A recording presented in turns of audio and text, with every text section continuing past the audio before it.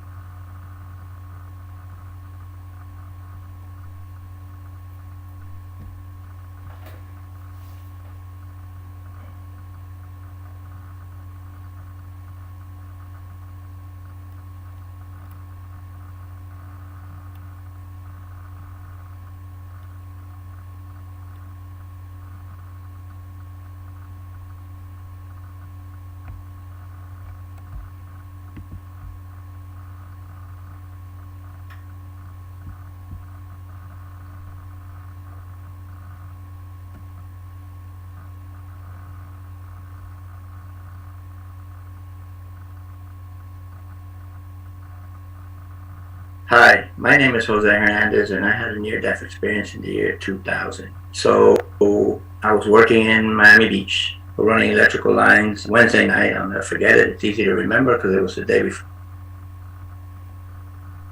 I see and feel all these hands, human fingers, pulling me. They're trying to pull at me because I'm hovering right above them. And they want the light and they're trying to pull at me. And each finger I remember feeling had so much power on it that it was literally draining my life force out. And I knew that if I stayed there any longer, I would be completely taken down into them. And I didn't feel like I would be able to get out.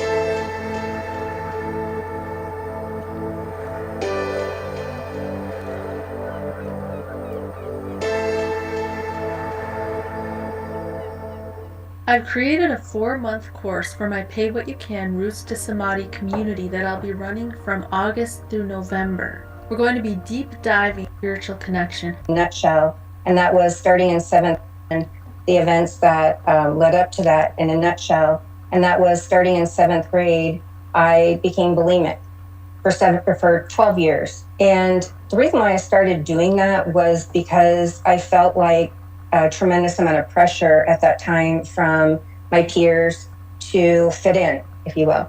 And it seemed like no matter what I did, what I tried to do, nothing was good enough. And I didn't know it then, but knowing it today, it's called like people pleasing is what I was doing, where I was doing everything myself, changing myself, trying everything within myself to try to make others happy. And so they would find me acceptable and, welcome me into their groups. And so it started this lifelong pattern of very unhealthy situations that I got myself into in, hopes of trying to belong. And so the bulimia for 12 years led into taking diet pills. And it was a doctor prescription diet pills, and it was a class 4 narcotic for weight loss. I was probably not overweight at the time I started taking them. If anything, I maybe had like 8 pounds to lose, according to the medical ideal on the spectrum of, how much your BMI is. But I had a connection at that time with a doctor and was able to get a prescription for it. And these pills were highly addictive. So they were in the amphetamine category, which if you've never taken drugs, which I hadn't until this point in my life, being on something that's highly addictive completely has the potential to change one's life. And that's what it did to me. It made me make choices. And I hid this from everybody, by the way, my husband, my family, my friends, no one knew that I was taking these diet pills. And they were designed to be under doctor's supervision and take them for just months, not years at a time. And what I ended up doing is becoming so dependent on these pills that I ended up taking them for nearly 9 years before it killed me. And, that in and of itself, there's just so much. It really is a miracle because a lot of people that I've come to know today who took those pills for a handful of months are now on things like a transplant list for their lungs. They have lung problems. People have died from being on these pills. So it really is a very serious thing. And the side effects that I started developing over the years from the pills were I didn't eat and I didn't sleep. If you do that for a few days, think about how you feel. But if you start doing that for years on a regular basis, it really starts messing with you physiologically, with your neurons in your brain, transmitters that tell your lungs, for example, to open and close to breathe, which sounds so simple and natural to us.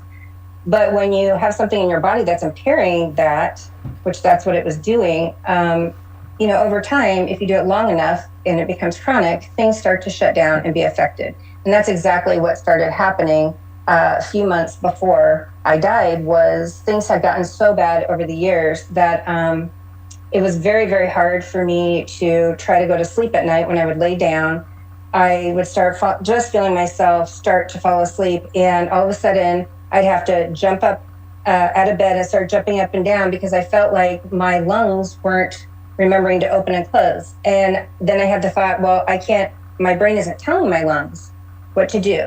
And that's a natural thing. And, these things were alarming to my husband, but I always just brushed it off. I always lied about it. I It was my dirty little secret. I was completely embarrassed of having this habit. And, I knew it was wrong. And I had talked to God about it several times, especially in those last few months, just bargaining with God, saying, I know this is wrong. I need to get off of this. I know it's going to kill me. I knew that. And here I am. On top of it, I was a nurse. So medically, I had information that, most people, the layperson doesn't have on how these things can really affect the body. So you think, gosh, yeah, Erica, you should have just gone and got help, asked for help. Why didn't you do that? Well, you know what? I just had gotten so disconnected, I think, from myself for a period of years that I was completely lost, is all I can tell you. And I just kept bargaining with God, just one more day. And I promised, I'll tell my husband, I'll go get help from a doctor because I don't want to die. And fast forward to the day that I died, I was found by a couple of strangers, and they knew that I had impending doom on my face, meaning I didn't have much time. They could tell. And one of them had called the paramedics, and they were trying to just keep me conscious until they got there, but it was too late. And at that point, I left my body. I remember one of the first things that I remember clearly was hovering on the ceiling of this room that I was sitting in with these two strangers, and looking down below and watching the paramedics come in, watch them trying to attend to my body, take care of me, and watching what the response was of the two people, strangers that were trying to help me. And I just remember admiring, the whole situation, thinking, wow, it's just amazing that these people cared that much that they're trying to help me. But at the same time, then I had this huge realization and this most incredible feeling that looking at my shell, this human, skeleton, that wasn't me. That this up on the ceiling now was really me.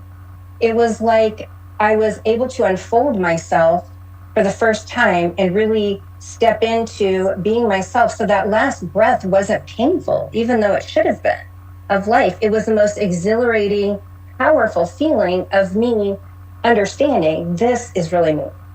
And I just remember then feeling this presence to the right of me, and I wasn't able to look upon it, but all I can tell you, and with having spiritual experiences, the five senses that we use here, hearing, smell, taste, touch, those kind of things as humans, really dull in comparison to the experiences once we leave this shell that we're in. And as a spiritual being, it's been very hard to find words to give it the magnitude of what it deserves of the things that I experienced. But I'll do my best. And all I can tell you is that this presence beside me, even though I couldn't look upon it, it was an angel. And it was like I had always known this presence. Just like, if you have a child, you've always known your own child. It was so familiar to me. And it was such a positive feeling. And I just remember the ceiling was opening up. There was a tunnel.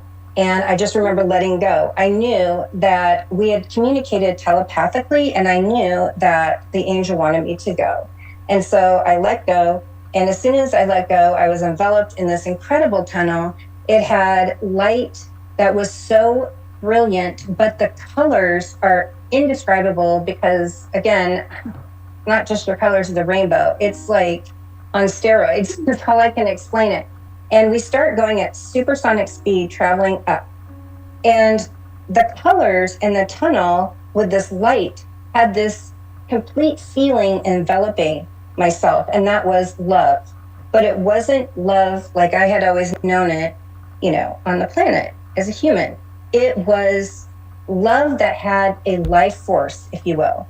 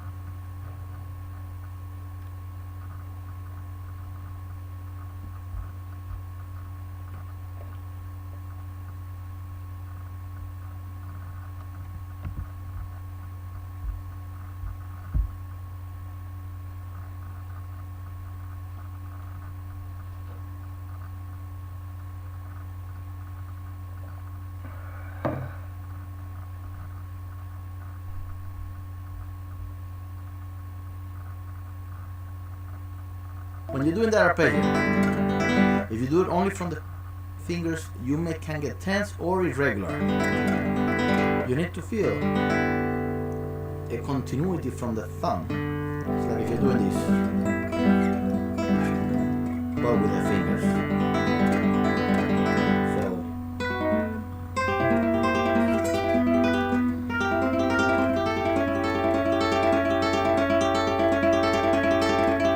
If you are irregular, right now I'm a little bit irregular. For example, there I'm rolling a little bit I to M finger, too close.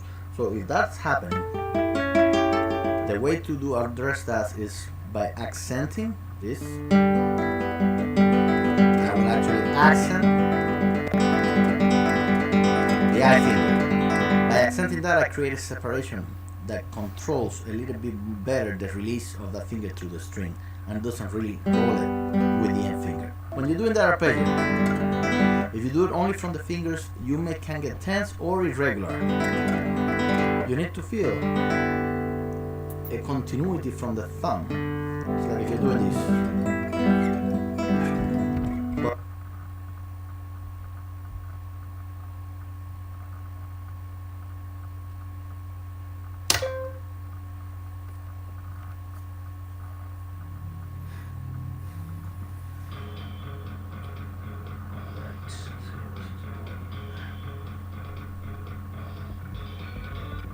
People, good evening, Dingus. Week so far. Jason Hitman, what's going on, buddy? Matt Loving, what's up, friend? Chun-Li Slave. All right, Alan Hayes. Raka, we always have fun playing. Once again, I know I mention this every stream it seems, but if I don't respond to a chat, I'm not ignoring anyone. It's just that looking at the screen, looking at my laptop, sometimes it's tough. So we're just warming up against the computer right now. And giving Baraka some love. Toasty! Couple of fatalities here. Soul Step. Tux B. Sorry, I kept on calling you Tub X in previous streams.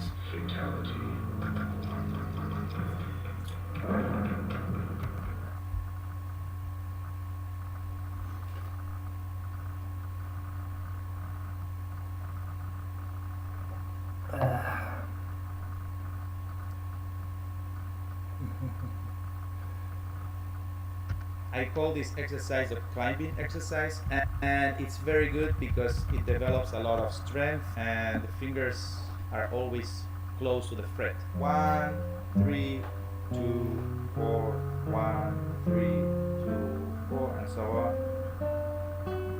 Once we reach the first string, we start with the first finger on the first string. 1, 3, 2, 4, 1, 3, 1.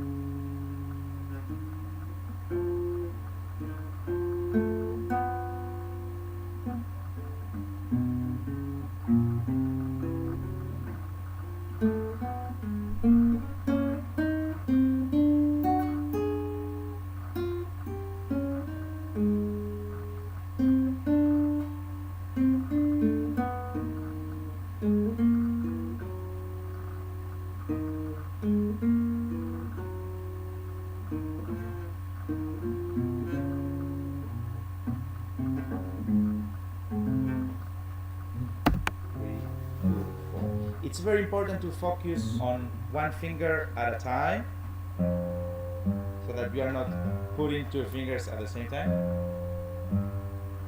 Very concentrated. And we are going to go until the very top of the guitar, and when you are going to reach this part of the guitar, of the fretboard, really try to press a little bit more I call this exercise a climbing exercise, and it's very good because it develops a lot of strength, and the fingers are always close to the fret. 1, 3, 2, 4, 1, 3, 2, 4, and so on. Once we reach the first string, we start with the first finger on the first string. 1, 3, 2, 4, 1, 1, 3, 2, 4. It's very important to focus on one finger at a time so that we are not putting two fingers at the same time. Very concentrated. And we are going to go until the very top of the guitar, and when you are going to reach this part of the guitar, of the fretboard, really try to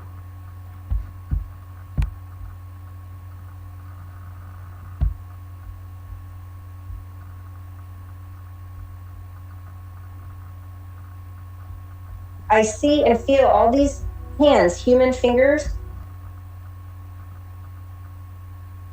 doing is becoming so dependent on these pills that I ended up taking me, and I wasn't able to look upon it. But all I can tell you, and you know, with having spiritual experiences, the five senses had always known this presence. Me, and it was such a positive feeling. And I just remember the ceiling was opening up. There was a tunnel. And I just remember letting go. I knew that we had communicated telepathically, and I knew that the angel wanted me to go. And so I let go. And as soon as I let go, I was enveloped in this incredible tunnel. It had light that was so brilliant, but the colors are indescribable because, again, not just the colors of the rainbow. It's like on steroids. That's how I can explain it. And we start going at supersonic speed, traveling up. And the colors in the tunnel with this light had this complete feeling enveloping myself, and that was love. But it wasn't love like I had always known it, you know, on the planet as a human. It was love that had a life force, if you will. And it was almost like this life force was what was perpetuating me. And it was the most incredible feeling. And I just remember several times thinking, oh my gosh, if I don't go any further and I get stuck in here somehow, I would be completely content. I could be in here forever. It was feeling like you're home. You just knew. And this love feeling, I had never experienced that. With everything I had gone through on earth, you know, I'd never experienced that kind of belonging and that kind of love. And so for me, I would have been completely content. But that's not what happened. Eventually, I just remember looking up, and I could see in the far distance the clearing, and it looked like outer space, the black with the stars. And I found myself getting closer. I don't know how long. People ask me all the time, how long were you in the tunnel? You know, how long were you in heaven? All this. And all I can tell you from the start is what I've learned is this. Humans, the way we perceive time here on earth is completely different than when I left my human body. And everything that I experienced out of my human body, time as we know it, did not exist. It's the best way I can explain it. And so eventually we get to this clearing at the end of the tunnel. And when I'm there, I'm standing there and I feel the presence sending me more love and then leave.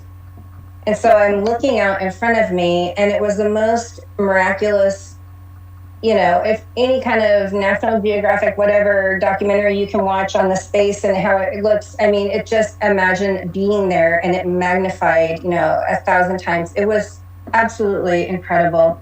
And I felt instant love on top of this. And I didn't feel scared, even though it seemed so vast. It just seemed like home. And as soon as I had this feeling like, wow, I feel like I'm home, I feel this presence in front of me, and it was God. And even though I could not see God physically at this point at all, no physical attributes. Again, that's a human limiting sense. I didn't need that anymore. The way that my spiritual self now was, I knew it was God. God was all around me. In fact, I could feel God holding me, almost like if you're going to hug your child. And it was the most incredible feeling, again, each time one of these things happen, I always felt like this contentment of, my gosh, this is so incredible. Like, I don't want it to end. I could live in this moment forever. I'm just so blessed and humbled and loved right now, and remember, I had spent how many years since 7th grade looking for this acceptance and love. And so I think for me, going from that journey to all of a sudden, my gosh, it's everywhere and it's filling me everywhere was just really profound. And so I'm enjoying this moment with God. And all of a sudden, I know to look in front of me and focus on the stars. So I'm looking in front of me and I'm looking at the stars, and all of a sudden the stars start to line up like a huge old curtain in an old movie theater. They used to have the curtains that would be closed until the movie was to start, and then the curtains would open. And that's exactly what it looked like, except for it's in space and it's way bigger than a movie theater that you and I have probably ever been to. And so they line up and I'm seeing them start to part, and I hear this noise in my left ear. It sounded like a whirring vintage projector of when like a film is going to start, that whirring sound. And then I see the stars parting, and I see on the screen the life review of Erica McKenzie. And the first picture that pops up was my mom holding me in the hospital the day I was born. And so at that point, God and I proceed to have a life review for me from all of the events from the day I was born until I died when I was 31 years old. So it was 31 years of my life until that day that I died. And things that I saw in this life review were things that, like, first grade, one of the first memories was losing my first tooth and celebrating that. Third grade, winning a spelling bee. Then there was getting to junior high, and I won cheerleading awards and music awards. And then went to high school, won more awards for different activities that I was in. Graduating from high school, going to college, graduating from college, getting married, having children. These kinds of things that are like milestones and are honestly garnered important for people. Most of the people on the planet, look at a lot of these things as accomplishments, meaning that when these things happen, that must mean success. That must mean, you're doing well or whatever. And so, we're going through each one of these days, and it feels like every day I am living that day as if it was 24 hours, just like on Earth. That's the best way that I can try to describe that, because there was so much in every day. And as we're going through my timeline, I realize all of a sudden I get this aha moment. Oh my gosh, I'm getting closer to the end, the day that I died. And then I started having like a panic attack because I was raised in, organized religion. And I just want to say, looking back now, I'm very grateful for the experience that I had, that my parents gave me. Jesus and God were family members. We went to church twice a week and catechism, all that stuff, Wednesday school, for years. And so they were a big part of my family's network. And so I was very familiar with what I was taught. But at the same respect, I was also taught that we're all sinners, and, we're probably going to go to hell. If we're lucky, Jesus died for our sins, and then we can be forgiven. But I think sometimes when you're a kid, or however it works out, it's kind of like, yes, I know that, but I had this feeling of, God, I've sinned so much that there is just no way. In the back of my mind, I was like, when I die, I'm going to hell. I know it. I deserve it, even though, yes, Jesus died for my sins. So I think I always had this back and forth internal struggle, and I was terrified of death because of it. I really was, because I knew I'd messed up so much. And I really felt like I was such a disappointment to God, that how could God, love me enough to let me into heaven, And so having these conflicting feelings and really feeling like it's the worst panic attack ever, we proceed to keep going with the events. And then finally, yes, we get to that day that I died at 31 years old. And we get there, and I'm waiting and I'm waiting for God to judge me, because isn't that what we're taught? In organized religion, that's what I was taught. So, but God did not judge me. God loved me held me again and filled me with so much love, unconditional love. At this point, I honestly thought, like being a balloon and you can't blow up anymore because you've got so much air put into it. If I got any more love poured into me, even though it sounds like it would hurt to burst, it was like the most exhilarating, amazing feeling. Like I can't even describe it to you guys. And so I never got judged. And I remember just thinking, oh my gosh, how is this possible? You know, just having this conflicting emotions because of what I was taught as a human. And you know, I thought, oh my God, this is the most incredible thing. God, you are so amazing. And I'm just so blessed. And, you know, thank you. And because I don't deserve you in your love. And thank you for filling me with your love. And I'm thinking, okay, you know, now I get to go into heaven. We're done. I had this life review. Okay. That's not what happened. So anyway, right in front of me appeared eyeglasses. Okay, so these eyeglasses were God's glasses, and they were the size of a small Volkswagen Bug vehicle, is the best way I can describe it. And at this point in my life, I had perfect vision. I had never had to wear eyeglasses. And I'm thinking, I knew because of this telepathic communication that I was supposed to put those on. And of course, my thought in answer to that was, God, that's not possible. I mean, they're huge. And I still had this sense, I guess, at the time that even though I was vast, his glasses were still too big for me and weren't going to fit. But as soon as I had that thought, I found my arms drawing the glasses near and putting them onto my face. And you know, by the time I got them on my face, they fit like these glasses, they fit perfectly. So that blew me away. And then God said, now look.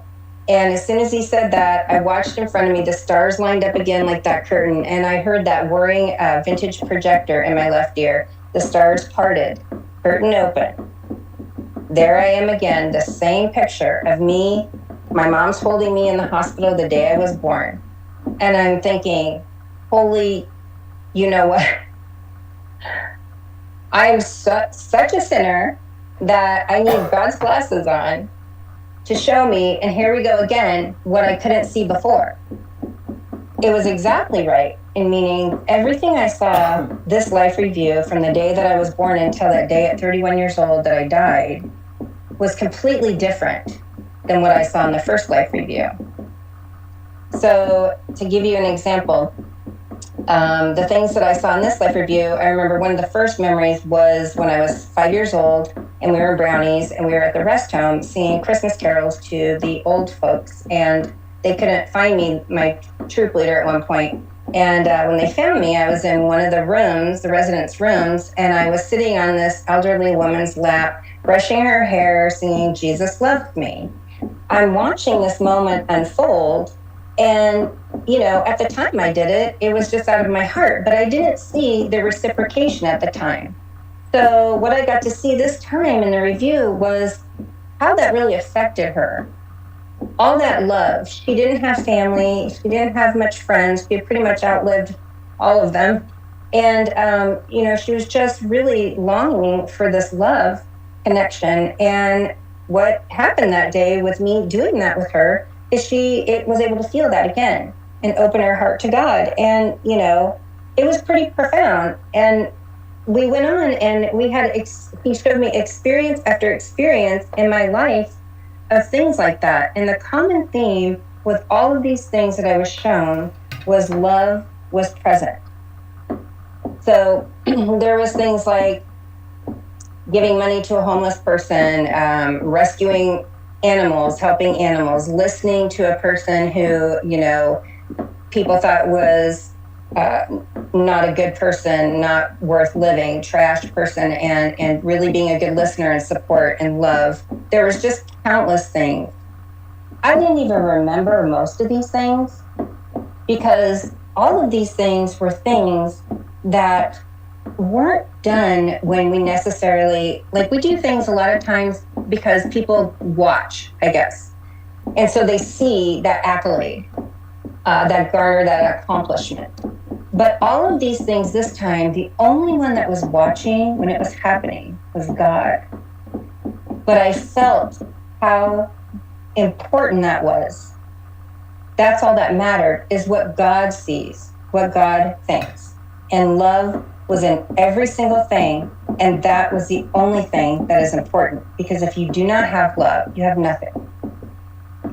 And I just remember, again, just trying to take mental note of all the lessons that I'm learning and feeling all this love, but also having this side of me that I'm like, oh my gosh, here we go again. I'm getting closer to 31 years old, the day that I died.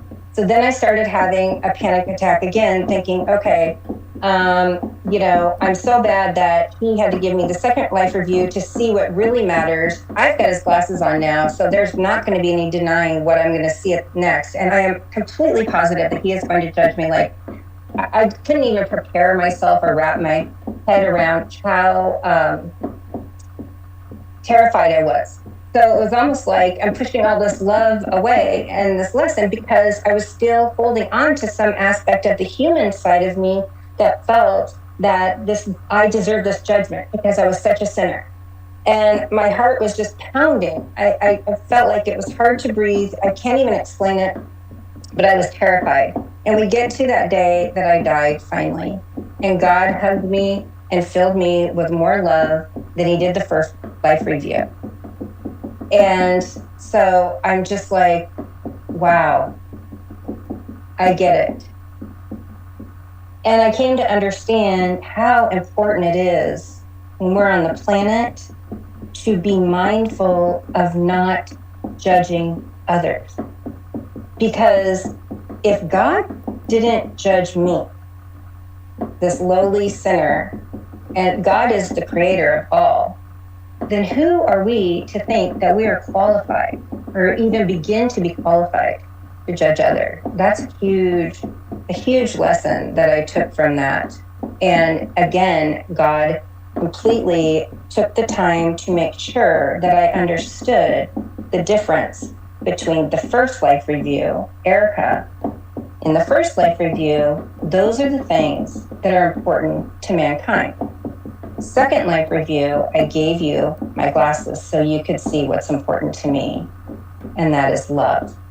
And you see, if it's real love, love is selfless. It's not selfish.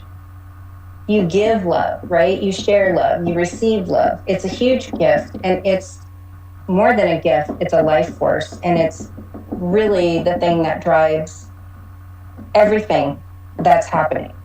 And so I thought, okay, this is incredible. I'm not going to get struck with a lightning bolt and go to hell. And, I'm like, I had so much relief and I was so excited at the same time. And I just thought, okay, ready to go into heaven. I learned this, I'm never going to forget. And that's not what happened. God told me to look to my right. And I knew that another lesson was going to be beginning at this point. And at this time, I like to call it the rippling effect.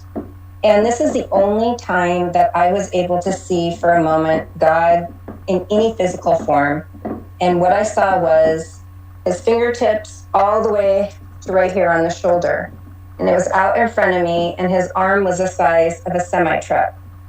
And I just remember admiring the detail in the arm because it looked like, human arm. And it was so full of life, and it was so strong and big and wonderful. And I remember just admiring it. And I remember him taking his palm like this. And then all of a sudden, a huge rock the size of a small car appeared in the palm of his hand. And I'm just thinking, oh my God, that's huge. What's happening? And as I'm having these thoughts, God said, you are the rock. Okay? Then he says, you are the light. And when he says you are the light, all of a sudden on this rock, it was like somebody turned a switch on, and this blinding light, I could barely look upon it. It was so much force, and it was coming out of every angle of the rock. It was so powerful. So I'm thinking, okay, I am the rock, I am the light. And he's like, the light is of me, and I am with you. And as soon as he said that, I watched him turn his palm, and he let loose this huge rock.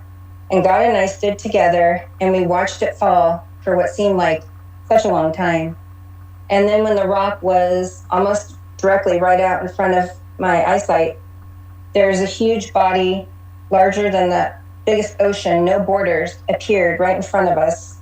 And I watched how this rock fell and it plunged into that ocean with so much force, and it produced one single ripple. And we stood together and I watched that ripple as it grew and it grew and it grew, and it grew so big that I couldn't even see the border of that ripple anymore. And God said, like the ripple affects the water, so too does mankind's words, thoughts, and actions affect all of mankind. And I had this almost like bring to your knees moment. It was so powerful when he said that. It went completely through me, because I never realized that. I thought, yeah, there's some people on the earth that they're lucky, if they're lucky enough, they have a platform that, yeah, maybe their words, thoughts, and actions could really affect so many. But how can one little lowly person like myself, make that much of an impact? But I came to understand at that time how much he loves each and every one of his kids equally. He doesn't see us like a lot of humans view each other. And so because of that, that is how each one of us can make a huge impact that can affect everyone and everything here on the planet. It's designed to be that way. But here is the important part. God told me, like that ripple and how it affects everything, you don't have a choice. You will come into this world. You will be a ripple and you will affect everything. But your choice is, will you choose to have that light on or off when you do it? The light, remember, was of God, and God is love. That is that life force of the light. And because God gave us free will, hand in hand with the gift of life, he gives us free will. We have the free will to have the light shine or not. It was completely, it was so powerful. I mean, I'm just sitting here going, there's a part of me that's like, okay, I have to remember this, like, almost like you want to write it down because you want to forget anything in case you go back. It could help so many people to know these things. I'm thinking it could change everything. And then the other part of me was like, that took over is, well, yeah, that's awesome. But I'm not going back. I'm going into heaven because this is my home and I never want to be parted from God and this feeling of love that I have connection with him again. And so as soon as I'm having those feelings, another life lesson starts. And again, it was look to my right. So I look to my right and I look out in front of me at the galaxy, and all of a sudden appear white, luminescent, glowing shelves, like bookshelves. Okay, but these were huge. And I remember just looking in front of me. They started in front of me, and I remember looking all the way up till I couldn't see up anymore in the sky. And they kept on going. And I just remember looking in front of myself as far as I could see past galaxies, but I couldn't see any further. And they kept on going that way. And I remember turning around and it was the same. I kept watching it until I couldn't see them and track them any further. That's how vast these shelves were. And as soon as I'm admiring these shelves, because they had like a life force almost to them, they were alive, all of these presents, gifts like at Christmas time, appeared on all the shelves. In fact, as I'm looking, I remember taking note, wow, there's like no space for any more gifts. Like they're everywhere. That's how many gifts there were, if you can imagine. Infinite. And God said to me, when you were born, I gave you the gift of patience and I gave you the gift of beauty. So here's me, I don't know who does this, but that's when I stopped God with my thought back to him was, oh, no, trying to shut him down. That's not true, God. You never gave me the gift of beauty, because look at my life. And just remembering going back, to when I was in 7th grade and how everything just started to change. And a lot of it was based on, my appearance, trying to fit in so that people would like me. But really, a lot of people were mean to me because of my appearance. It was so weird to me. I didn't get it. But anyway, so I had grown over the years to not see that at all as a gift. It was more like a curse. because I wasn't getting what I felt I needed from this beauty thing or whatever. It was like backfiring, if you will. And God stopped me in that moment of that negative thinking and said again, Erica, when you were born, I gave you the gift of patience and I gave you the gift of beauty. And in that moment, I took a breath like I had never taken a breath before, and it opened up my heart. And he said, the gift of beauty comes from within your heart. So it starts from within and it's without on the exterior. That is the beauty. And I stifled that for so many years. I didn't even know, that I had it. But I finally understood what it really meant for the first time. So that was like a huge awakening, considering what, killed me, the things that I did because of my parents. And then God went on to say to me, in life, when each and every one of you are born, I give you all gifts, all of you. Do you know how to receive those gifts? And I'm thinking, hey, is it like a code? Because I don't know it. I just, like, no, I don't know how. And God said, well, you have to be quiet and listen after you ask.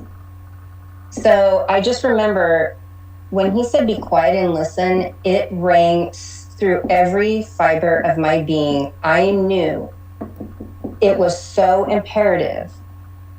More important than asking was to then be quiet and